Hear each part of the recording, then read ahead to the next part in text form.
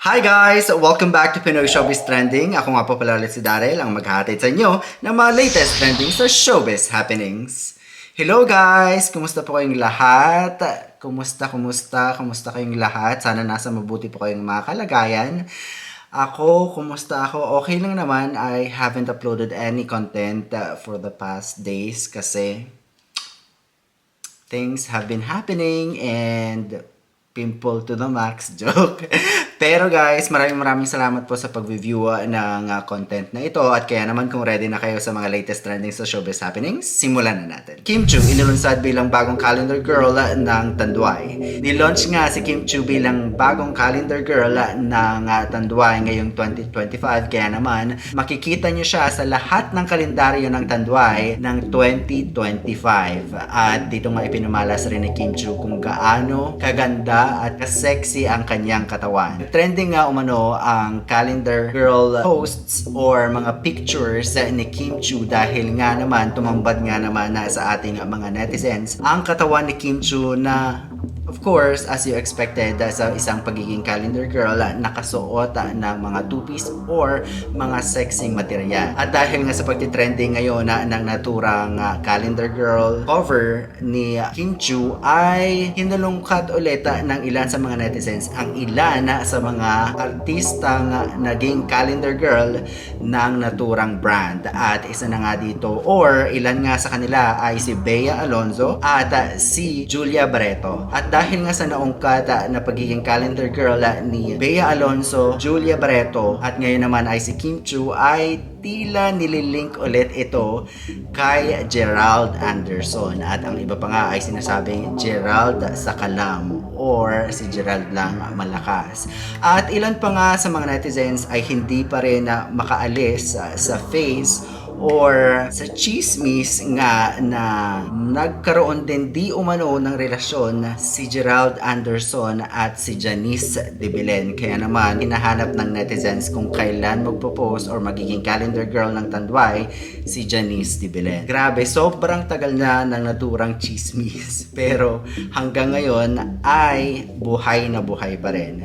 Ang 2024 nga ay naging maganda sa karera or sa showbiz career ni Kim Chiu dahil nga sa ilan sa mga proyektong kanyang ginawa at talagang tinangkilik ng masa at ilang mga awards din ang kanyang natanggap internationally at dito rin sa Pilipinas. At si Kim Chiu nga ay kasalukuyang gumagawa ng proyekto or ng isang movie kasama nga ang kanyang love team ngayon or sabihin na natin love team na si Paolo Avellino at ang mga fans nga ng Kim Pao ay hindi na makapag-antay sa bagong movie ng kanilang mga iniidolo. Kaya naman sa mga fans ng Kim Pao or ni Kim Chiu at ni Paolo Avellino ay mag-antay lang kayo sa kanilang i-release na mga teasers sa kanilang bagong pelikula. Regine Velasquez, minalait nga ba sa billing ng Mix Music Awards? Nag-trending nga ang promotional poster ng Mix Music Awards sa Twitter or sa X dahil nga sa poster na na-post ay tila ang billing ay hindi karapat-dapat para sa isang Asia Songbird na si Regine Velasquez. At kung makikita nyo nga sa poster or sa promotion or billing na ginawa ng Mix Music Awards sa mga magpe-present sa naturang Music Awards ay tila mas maliit pa ang billing ni Regine Velasquez kesa sa ilan sa mga magpe-present ng mga awards. At ilan nga sa mga netizens ay umalma sa naturang pagkakagawa ng promotion poster ng mga magpe-present sa naturang Music Awards. At dahil nga sa pagtitrending ng naturang poster or ng promotional poster ng Mix Music Awards na ito at sa mga umalmang netizens sa social media ay nagpahiwatig ngayon ang kinauukulan sa paggawa nga ng promotional poster na ito at humingi sila ng apology kay Miss Regine Velasquez Alcacid na i-delete na nga ang naturang post or ang naturang promotional poster pero ika nga ng ilan sa mga netizens kahit i-delete mo pa yan, marami nang naka-screenshot niyan at marami nang may resibo. At dahil nga dito ay pinalitan na nila ang kanilang promotional poster, at kung makikita nyo nga ay bago ang kanilang promotional poster. Pero kahit ganun pa man ay ang mga netizens nga ay hindi talaga ito pinalipas, at ang ilan sa kanila ay gumawa or sila na mismo ang nag-edit ng naturang poster. At dahil nga rin dito ay nakita or nakarating na rin kay Miss Regine Velasquez ang naturang trending na poster or promotional poster na ito, at pinost pa sa kanyang Instagram account. At nasabi na nga lang ng Asia Songbird ay nag-thank you na lang siya, at hindi naman daw dapat kailangan, pero thank you na rin lang daw. At hindi nga rin magkamayaw ang ilan sa mga fans or ilan sa mga netizens dahil nga raw inuna pa or mas malaki pa di umano sa billing ng poster ang ilan sa hindi naman karapat dapat talagang mapunta sa mas malaking billing. Ilan sa mga fans ay sinasabing ilan sa mas malaking nasa poster or mas malaki yung billing sa poster ay hindi naman mang-aawit at wala pang napatunayan sa music industry. At sa tingin nga nila ay namaliit si Miss Regine Velasquez. Pero kahit ganun pa man ay booked and busy pa rin si Miss Regine Velasquez, dahil nga isa si Miss Regine Velasquez sa ilan sa mga bigating guests ng BINI sa nakaraang Grand Biniverse na 3 gabing ginanap sa Araneta Coliseum, at ilan nga sa mga videos at interactions ni Miss Regine Velasquez sa naturang grupo ay nag-viral sa social media. At ito nga ang isa sa mga kinatuwa or ikinatuwang videos ng interaction ng BINI at ni Miss Regine Velasquez. Pwede pong matanong kung bakit very supportive po kayo sa mga young artists like us po, mga nagsisimula. Wala lang. Wala lang. Wala lang. Wala lang. Ayun po lang. Nagsisimula compared po talaga sa ibang nakakasama namin sa OPM na talagang matatagal na makatanggap na. Matagal ka na. May problema ba tayo? Para kang ito, oh. Ano yung sabi mo ng first night? Idol po kayo ni Mami. Ng nanay ko. Idol daw ako ng nanay niya. Hello, nanay! Hello, mami! May problema kami ng anak mo, ah. Usapang BINI pa rin tayo. BINI Colette, trending ngayon sa pagpatol sa isang basher. Katatapos nga lang ng Grand Biniverse na 3 gabing ginanap sa Araneta Coliseum, at a very successful nga ang naturang concert ng BINI. At sa pagiging successful nga ng naturang concert ng BINI na ginanap noong November 16, 17 at 18 ay magkakaroon ng repeat ang naturang concert, at hindi na sa Araneta Coliseum gaganapin ang naturang repeat na concert. Ito ay gaganapin ngayon sa Philippine Arena. Mas malaki ng malayo kaysa sa Araneta Coliseum. At dahil nga dito ay ang mga fans ng BINI ay natuwa sa pagkakaroon ng Grand Biniverse concert repeat sa Philippine Arena. Ang naturang repeat concert ay gaganapin na sa February 15, 2025. At ang mga fans nga ay sobrang natuwa, at ilan din sa mga fans ay hindi rin natuwa at nang bash pa, dahil nga raw bakit naman daw magkakaroon ng concert ang BINI at hindi pa sila magre-release ng album into that sense.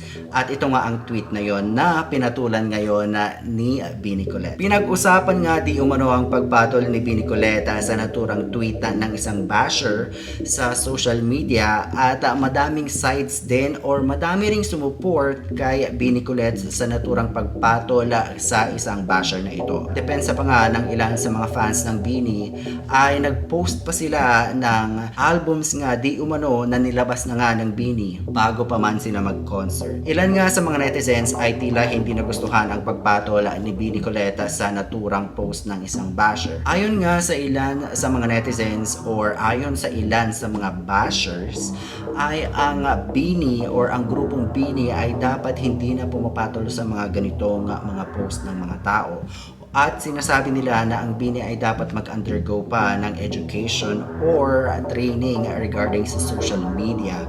At gusto nga ata ng ilan na sa mga netizens ay maging mabait sila sa social media na hindi naman nagustuhan ng ilan sa mga netizens.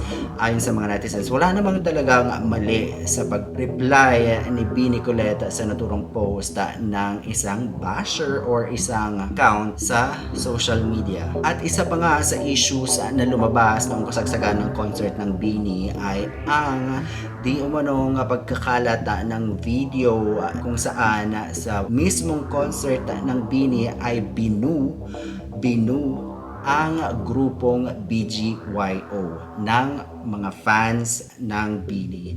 At depensa nga ng mga fans ng BGYO ay hindi naman daw dapat kailangan pang ganun ang mga fans ng BINI or ng mga Blooms. At nagka-clash nga ngayon ang ilan sa mga fans ng BINI at ng BGYO, pero wala naman talagang conflict na namumuo sa pagitan ng dalawang grupo na to. Kung tutuusin nga ay kuya nila ang BGYO at magkasama sila sa isang music industry or sa isang music label or music record or isang kumpanya mismo. Pwede naman daw nilang pagsabihan ang kanilang mga fans na huwag na dapat maging ganon or huwag dapat ganon ang attitude dapat ng mga BINI against sa BGYO.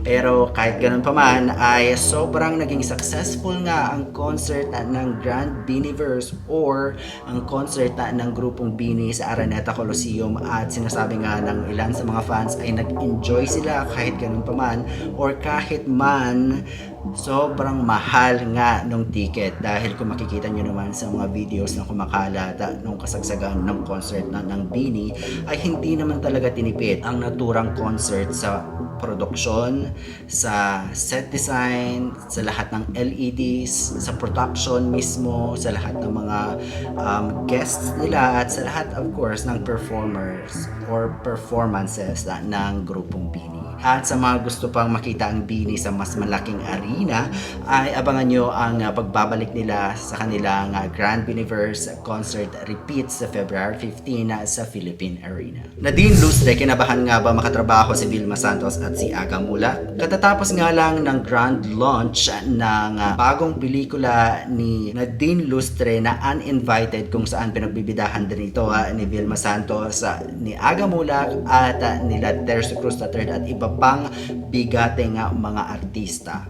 At sa naturang launch nga ay pinag-usapan nga ang ilan sa mga behind the scenes at ilan nga sa mga questions na itinanong sa naturang tres na si Nadine Lustre ay kung kinabahan nga raw siya na makatrabaho si Vilma Santos at si Aga Mula. Hindi naman idininay ni Nadine Lustre na kinabahan nga siya sa unang araw ng kanilang pagsushoota ng kanilang pelikula dahil nga ayon nga sa aktres ay ito ay kinabibilangan ng ilan sa mga bigatin at magagaling o mahuhusay na mga aktor or actress sa nilakang tabing or sa Philippine movie industry. Naitanong rin kay Nadine Lustre sa naturang grand launch ng Uninvited kung nagkaroon nga ba sila ng ilangan or awkwardness ni Aga Mula sa naging trending na eksena nila sa trailer ng Uninvited kung saan nga ay may pagkamalisyoso ang tema ng interaction nila ni Aga Mula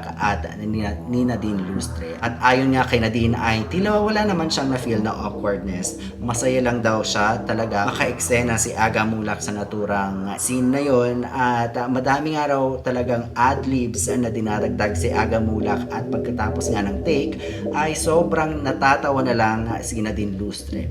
At sa pelikula nga na ito ay magiging anak ni Aga Mula si Nadine Lustre at ayon nga sa teaser na napanood ng halos lahat ng mga tao or halos lahat ng mga fans ni Nadine Lustre ay tila may conflict sila bilang ama at anak. At yan ang aabangan natin kung ano nga ba ang mangyayari sa kwento nilang dalawa.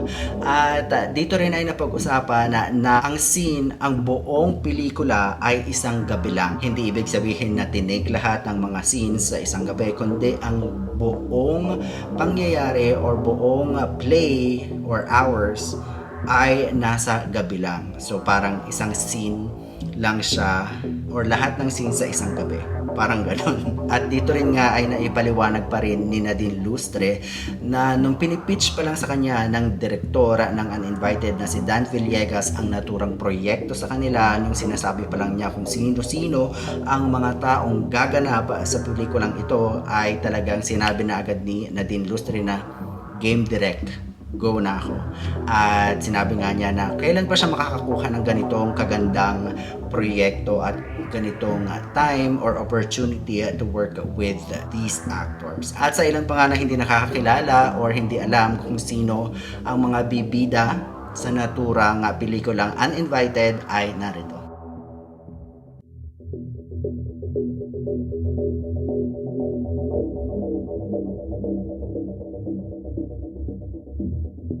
Marami nga ang nag-aabang sa pelikulang Uninvited na gaganapin ngayong MMFF 2024. Pero kahit ganun pa man ay madaming makakabangga ang naturang pelikula sa MMFF 2024. At isa na nga dyan ay ang pelikulang pinagbibidahan ni Vice Ganda na pinamagatang And the Breadwinner Is. At isang makakabangga rin nga ng pelikulang Uninvited ay ang pelikulang pinagbibidahan ni Julian Santos na pinamagatang Espantajo, at ang pelikulang pinagbibidahan rin ni Julia Montes na pinamagatang Topak, at ang pinagbibidahan din na pelikula ni Dennis Trillo at ni Ruro Madrid na Green Bones. At ilan pa sa mga pelikulang makakabangga ngayon ng Uninvited ay ang pelikula ni Julia Barreto at ni Carlo Aquino na pinamagatang Hold Me Close, ang pelikula ni Seth at ni Francine na pinamagatang My Future You, at ang pelikula ni Enrique Hill na pinamagatang Strange Frequencies Taiwan Killer Hospital. Star-studded nga ngayon ang naturang MMFF 2024 dahil bigatin nga ang mga pelikulang kalahok at bigatin din ang mga artistang gaganap sa mga pelikulang ito. At kahit ganun pa man na magbabanggaan ang ilan sa mga pelikulang ito sa box office hit, ay maganda rin ito para sa mga manonood dahil madami silang choices at bilang nga ang daming mga magagandang pelikula ang lalabas sa MMFF 2024 ay sobrang, para sa akin as a movie goer, ay opportunity ito na panoorin lahat ng pelikulang i-offer ngayon ng Pilipinas sa naturang film festival. Mabubusog nga kayo sa mga bagong proyektong mapapanood nyo sa naturang festival, pero budget din po tayo sa mga pera natin, ha? Kasi December 25 din yun. Magandang banding din ang Metro Manila Film Festival na ginaganap nga taon-taon at nagsistart ang mga film showing ng 25. Magandang banding ito at naging tradisyon na ito sa mga pamilyang Pilipino. At yan nga guys, ang ilan sa mga latest trending sa showbiz happenings. Kaya naman kung gusto nyo ng mga ganitong mga chika, konting chika dito, konting chika doon, ay huwag po kayo mahihiyang mag-subscribe, mag-like, mag-comment at mag-share ng videong ito. At kita-kits po ulit tayo sa susunod na mga chika dito, chika dyan. Ako nga po pala ulit si Daryl, ang maghahatid sa inyo ng mga latest trending sa showbiz happenings. At ito ang Pinoy Showbiz Trending.